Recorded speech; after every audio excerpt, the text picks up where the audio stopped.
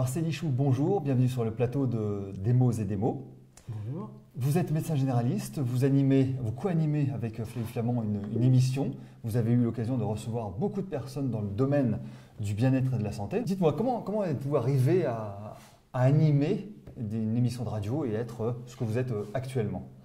Par le plus grand des hasards, enfin l'insatisfaction d'un exercice de médecine générale classique a fait que j'ai cherché à droite, à gauche à en sortir. Et ça m'a amené par le plus grand des hasards à animer des émissions et à m'intéresser à la communication. Vous avez pas mal de flèches à votre arc. Oui. Vous avez dirigé une télé, vous avez dirigé une société de communication, vous avez fait pas mal de choses. Comment ça se fait que vous avez une telle diversification? Eh ben, je vous dis, c'est le fait de vouloir ne pas s'ennuyer dans la vie. Et j'ai rapidement, au bout de 10 ans d'exercice de la médecine traditionnelle, j'ai été confronté à une insatisfaction de l'exercice de la médecine, non pas de la médecine, mais de l'exercice de la médecine. C'est l'exercice lui-même. L'exercice lui-même qui ne correspondait pas complètement à ce que j'en attendais. Et donc, ça m'a amené à chercher ailleurs d'autres types de satisfaction. Et je me suis intéressé pas mal à la psychologie, à la philosophie, et puis après, finalement, à l'information santé, c'est-à-dire comment, finalement, par exemple, à l'époque, la parole de vue à la télé était plus importante que la parole du médecin. Voilà, ça a été une question. C'est la grande question, en fait, l'utilisation de l'information par les médias et comment est vue la santé, comment elle est perçue par les patients. J'imagine que ça, c'est quelque chose qui doit bien vous toucher. Ça a été le moteur de laisser pour moi d'aller chercher ailleurs ce que je ne trouvais pas complètement dans l'exercice de mon métier. Est-ce que ça a changé votre façon d'envisager la médecine, justement? Est-ce qu'aujourd'hui, quand vous recevez une personne, vous êtes encore le généraliste? Ou est-ce que toute cette expérience, toutes ces rencontres, toutes ces personnes qui vous ont expliqué leur pratique, leur manière de faire, vous a influencé aussi? Ça m'a influencé, ça m'a fait aller un petit peu plus loin dans la recherche de ce que je ne maîtrisais pas complètement à l'époque et que je perçois mieux maintenant. Si je devais le caricaturer, c'est que moi je cherche depuis le début une médecine humaniste, c'est-à-dire bon courage. avoir quelqu'un en face de moi que je prends dans sa globalité, et tout nous porte à faire une médecine consumériste. Et donc du coup, voilà, alors ça se voit dans l'exercice de la médecine, ça se voit aussi dans les médias, c'est-à-dire on consomme de la santé par tous les bouts, pour faire de l'audience, mais on ne pratique pas vraiment la relation avec un patient dans la globalité. Ça serait quoi justement pour vous une médecine humaniste? Comment elle commence?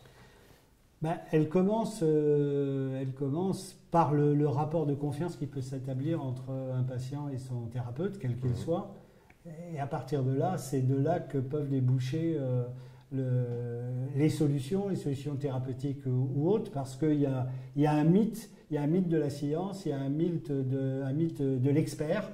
D'ailleurs, c'est pour ça qu'au début, mon métier ne me satisfaisait pas complètement. C'est qu'il suffit de mettre thérapeute au bout de n'importe quoi et vous avez tout d'un coup une aura beaucoup plus forte vis-à-vis des patients. Vous lisez dans les pensées des gens, vous connaissez tout sur eux, etc. Exemple. C'est vous qui devez savoir.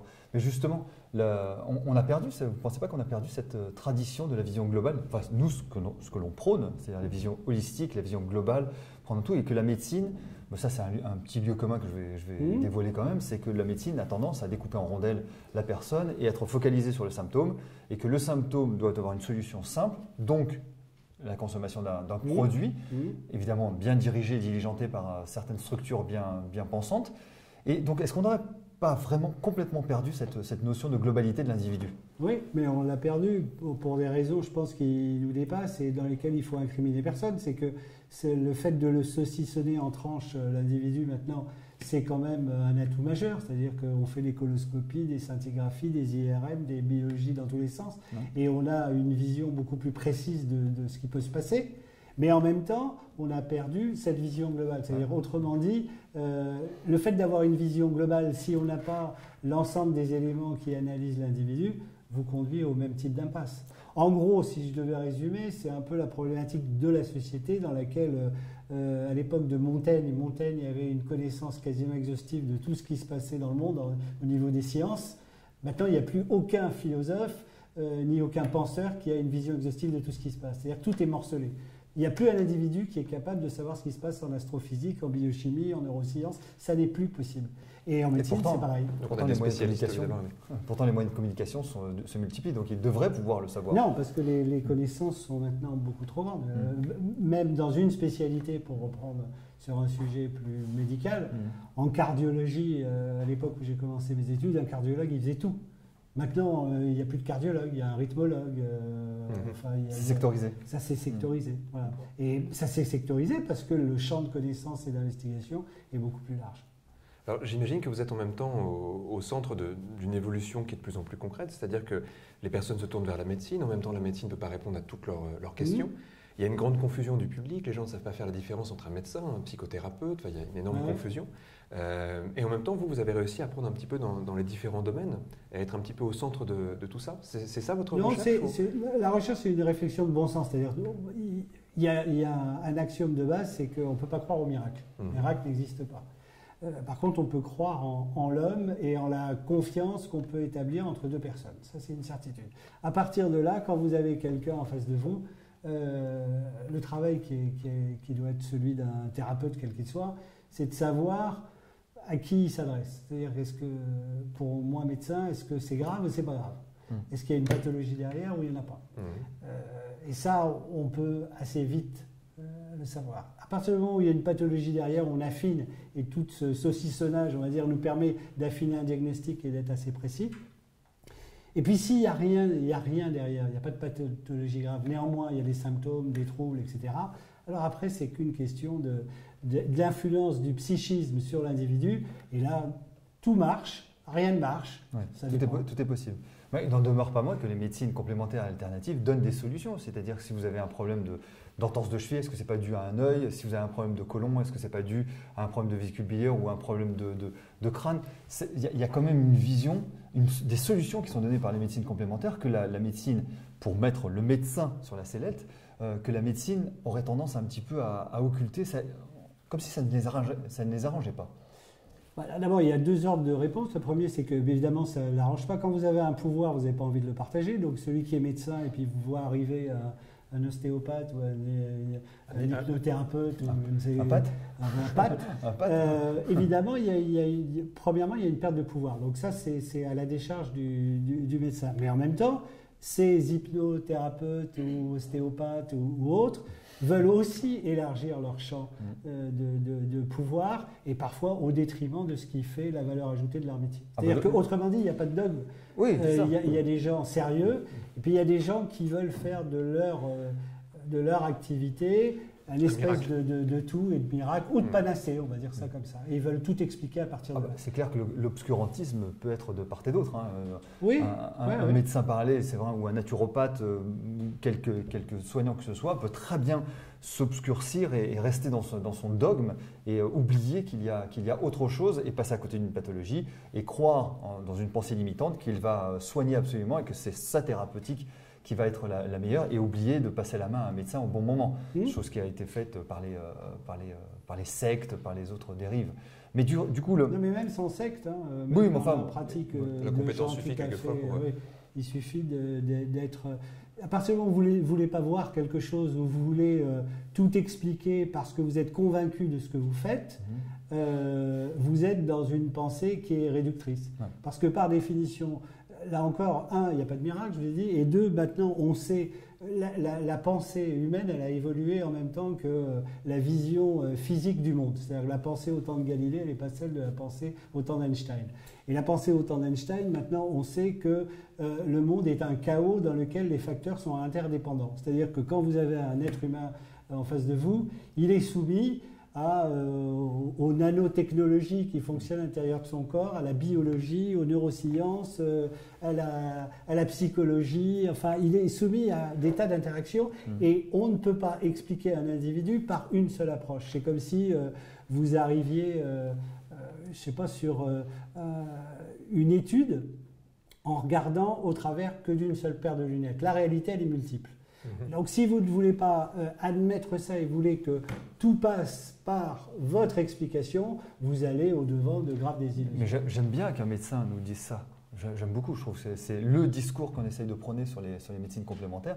Mais oui, mais la médecine complémentaire, pardon, mais moi, c'était pour vous dire, c'est pas non plus j'ai pas dit que c'était une la vision panacée, globale. Voilà, c'est-à-dire que ça peut être, si vous voulez, en gros, il faut avoir une vision la plus large possible, avec une palette d'outils, un tournevis, un marteau, une clé à molette, etc., et utiliser l'outil qui va bien. C'est comme si un bricoleur vous disait ah, moi, je suis contre la clé à molette ou le marteau.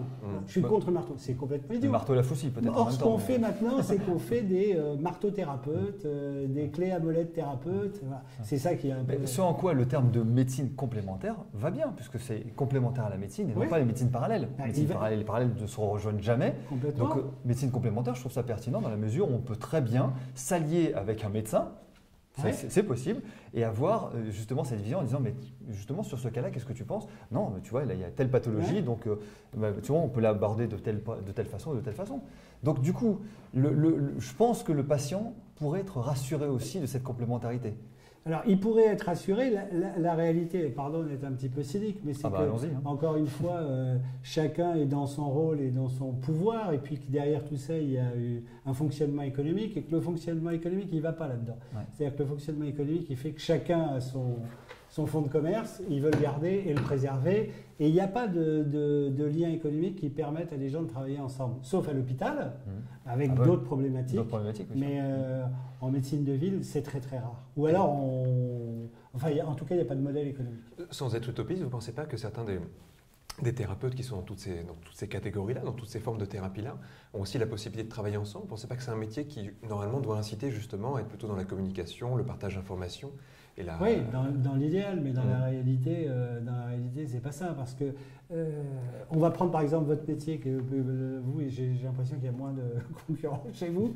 C'est différent, il y a plein de choses. Mon métier est magnifique. Votre métier est magnifique, mais voilà, on forme des ostéopathes autour de bras, il y en a partout. Donc, oui, mais après, n'importe quoi. Oui, mais après, donc l'offre d'ostéopathie, ou l'offre médicale, mais là je prends cet exemple-là, est telle que c'est complètement illusoire de croire que les gens vont travailler les uns avec les autres, parce que quand ils ont un patient sous la main, pardon, mais ils le gardent. Bien sûr, bien sûr.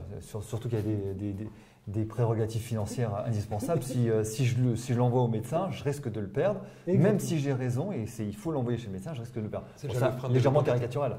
Ouais. C'est déjà le frein de développement des thérapies brèves qui, par essence, sont moins rentables que les thérapies longues. Et justement, parce que vous recevez quasiment tous les jours dans le cadre de cette émission sur RTL des personnes qui viennent de plein de courants différents.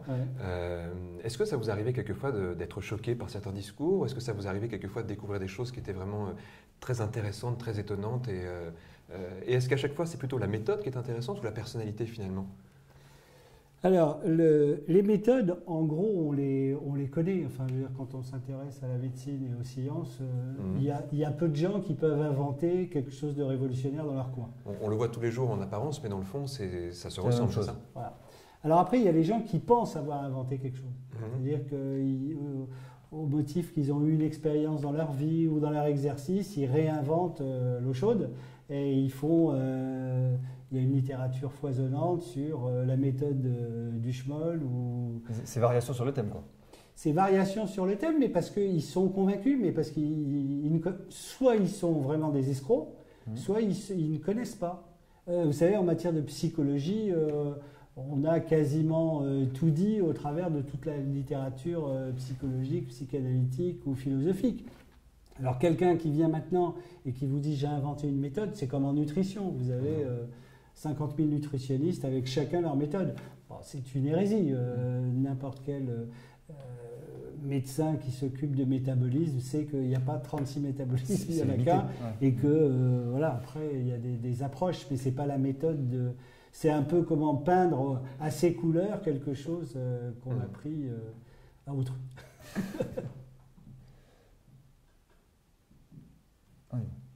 C'est bon. On est de plus en plus obéissants parce qu'à l'avance, j'ai compris. On dépassait largement. On est dans un format. On a attaqué fort. On a fracassé déjà sur le truc. C'est bien parce qu'il n'y a pas de langue de bois là.